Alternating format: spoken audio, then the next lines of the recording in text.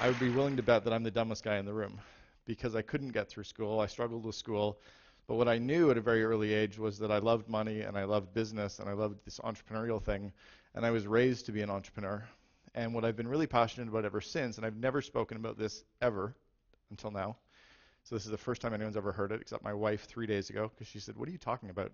And I told her, is that I think we miss an opportunity to find these kids who have the entrepreneurial traits and to groom them or show them that being an entrepreneur is actually a cool thing. It's not something that is a bad thing and is vilified, which is what happens in a lot of society. Kids, when we grow up, have dreams, and we have passions, and we have visions, and somehow we get those things crushed, and we get told that we need to study harder or be more focused or get a tutor. And my parents got me a tutor in French, and I still suck in French.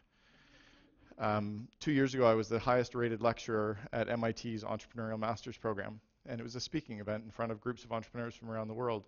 When I was in grade 2, I won a citywide speaking competition, but nobody had ever said, "Hey, this kid's a good speaker. He can't focus, but he loves walking around and getting people energized." No one had said, "Get him a coach in speaking." They said, "Get me a tutor in what I suck at." So as kids show these traits, and we need to start looking for them, I think we should be raising kids to be entrepreneurs instead of lawyers. And unfortunately, the school system is grooming this world to say, "Hey, let's be a lawyer, or let's be a doctor." And we're missing that opportunity because no one ever says, "Hey, be an entrepreneur." Entrepreneurs are people, because we have a lot of them in this room, who have these ideas and these passions or see these needs in the world, and we decide to stand up and do it. And we put everything on the line to make that stuff happen. And we have the ability to get those groups of people around us and want to kind of build that dream with us. And I think if we could get kids to embrace the idea at a young age of being entrepreneurial, we could change everything in the world that is a problem today. Every problem that's out there, somebody has the idea for, and as a young kid, nobody can say it can't happen because you're too dumb to realize that you couldn't figure it out. I think we have an obligation as parents and a society to start teaching our kids to fish instead of giving them the fish. The old parable, if you give a man a fish, you feed him for a day. If you teach a man to fish, you feed him for a lifetime. If we can teach our kids to become entrepreneurial, the ones that show those traits to be, like we teach the ones who have science gifts to go on in science, what about if we saw the ones who had entrepreneurial traits and taught them to be entrepreneurs? We could actually have all these kids sprouting businesses instead of waiting for government handouts. What we do is we sit and we teach our kids all the things they shouldn't do. Don't hit, don't bite, don't swear. Right now, we teach our kids to go after really good jobs. You know, and the school system teaches them to go after things like being a doctor and being a lawyer and being an accountant and a dentist and a teacher and a pilot. And the media says that it's really cool if we could go out and be a model or a singer or a sports hero like Luongo Crosby. Our MBA programs do not teach kids to be entrepreneurs. The reason that I avoided an MBA program, other than the fact that I couldn't get into any because I had a 61% average out of high school and then 61% average at the only school in Canada that accepted me, Carleton. But our MBA programs don't teach kids to be entrepreneurs. They teach them to go work in corporations. So who's starting these companies? It's these random few people. Even in popular literature, the only book I've ever found, and this should be on all of your reading lists, the only book I've ever found that makes the entrepreneur into the hero is Atlas Shrugged. Everything else in the world tends to look at entrepreneurs and say that we're bad people. I look at even my family. Both my grandfathers were entrepreneurs. My dad was an entrepreneur. Both my brother and sister and I, all three of us own companies as well. And we all decided to start these things because it's really the only place we fit. We didn't fit in the normal work. We couldn't work for somebody else because we're too stubborn and we have all these other traits. But kids could be entrepreneurs as well. I'm a big part of a couple organizations globally called the Entrepreneurs Organization and the Young Presidents Organization. I just came back from speaking in Barcelona at the YPO Global Conference. And everyone that I met over there who was an entrepreneur struggled with school. I have 18 out of the 19 signs of attention deficit disorder diagnosed, so this thing right here is freaking me out. It's probably why I'm a little bit panicked right now, is other than all the caffeine that I've had and the sugar, but like this is like really creepy for an entrepreneur. Attention deficit disorder, bipolar disorder. Do you know that bipolar disorder is nicknamed the CEO disease? Ted Turner's got it, Steve Jobs has it. All three of the founders of Netscape had it. Like I go on and on. The kids, you can see these signs in kids, and what we're doing is we're giving them Ritalin and saying, don't be an entrepreneurial type, fit into this other system and try to become a student. Sorry, entrepreneurs aren't students. We fast track, we figure out the game. I stole essays, I cheated on exams, I hired kids to do my accounting assignments in university for 13 consecutive assignments. But like as an entrepreneur, you don't do accounting, you hire accountants. So I just figured that out earlier. At least I can admit I cheated in university. Most of you won't. I'm also quoted, weirdly, and I've told the person who wrote the textbook, I'm now quoted in that exact same university textbook in every Canadian university and college studies in managerial accounting. I'm chapter 8. I open up chapter 8 talking about budgeting. And I told the author after they did my interview that I cheated in that same course, and she thought it was too funny to not include it anyway. But kids, you can see these signs in them. The definition of an entrepreneur is a person who organizes, operates, and assumes the risk of a business venture. That doesn't mean you have to go to an MBA program. It doesn't mean you have to get through school. It just means that those few things have to feel right in your gut. And we've heard those things about, is it nurture or is it nature, right? Is it thing one or thing two? What is it? Well, I don't think it's either. I think it can be both. I was groomed as an entrepreneur. When I was growing up as a young kid, I had no choice because I was taught at a very early young age. When my dad realized I wasn't going to fit into everything else that was being taught to me in school, that he could teach me to figure out business at an early age. He groomed us, the three of us, to hate the thought of having a job and to love the fact of creating companies that we could employ other people.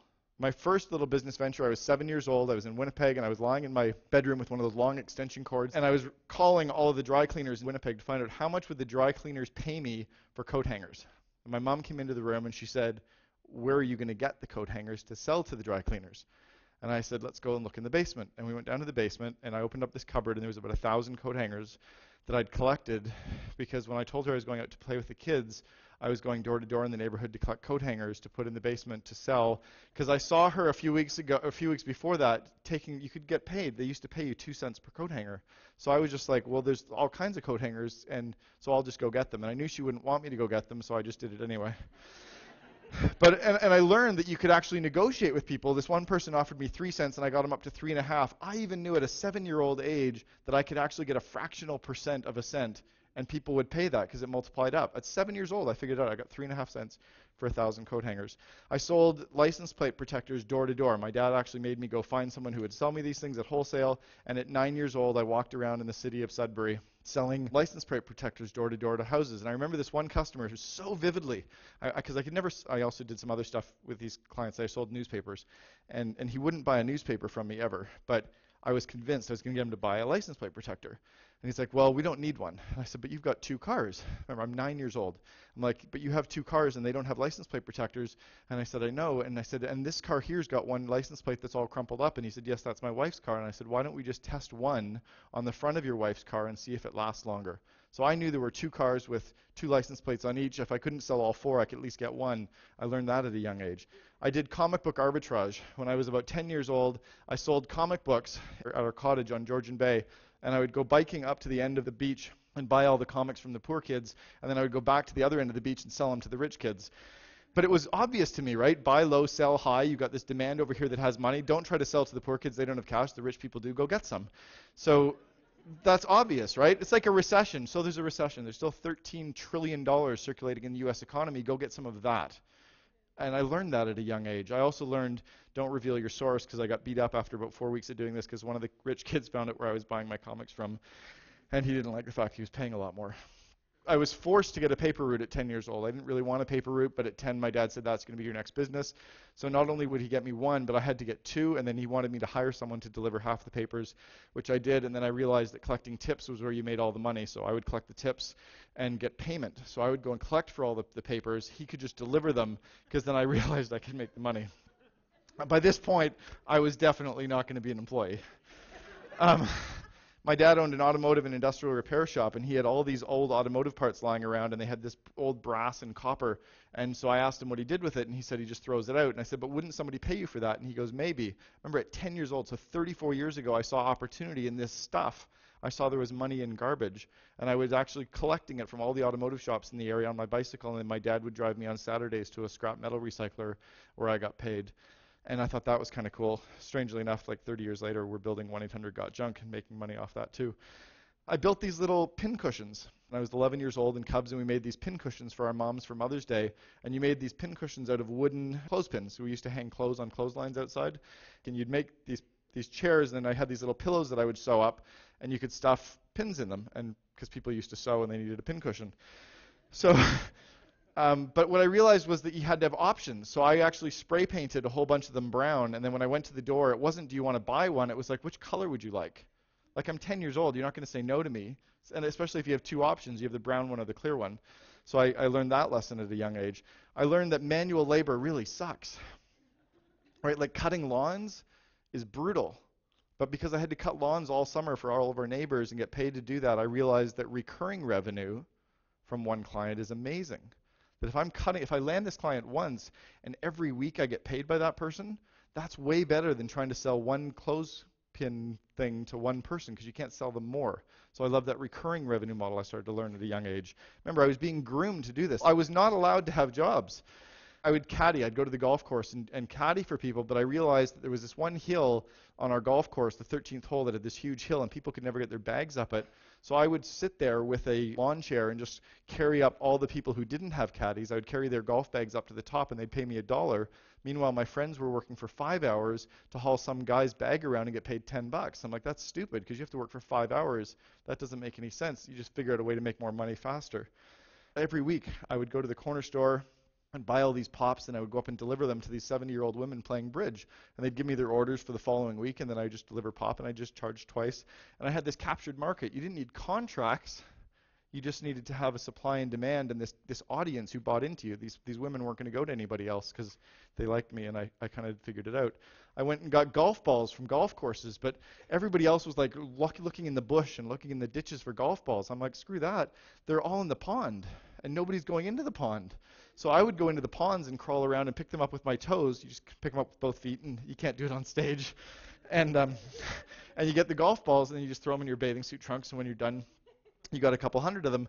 But the problem is that people didn't all want all the golf balls, so I just packaged them. I'm like 12, right? I packaged them up 3 ways. I had the Pinnacles and DDHs and the really cool ones back then. Those sold for $2 each, and then I had all the good ones that didn't look crappy. They were 50 cents each, and then I'd sell 50 at a time of all the crappy ones, and they could use those for practice balls. And I sold sunglasses when I was in school to all the kids in high school. This is what really kind of gets everybody hating you, is because you're trying to extract money from all your friends all the time. But it paid the bills. So I sold lots and lots of sunglasses. And then when the school shut me down, the school actually called me into the office and told me I couldn't do it. So I went to the gas stations and I sold lots of them to the gas stations and had the gas stations sell them to their customers. And that was cool because then I had retail outlets.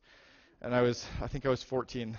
And then I paid my entire way through first year university at Carleton by selling wineskins door to door. You know that you can hold a 40-ounce bottle of rum and 2 bottles of Coke in a wineskin?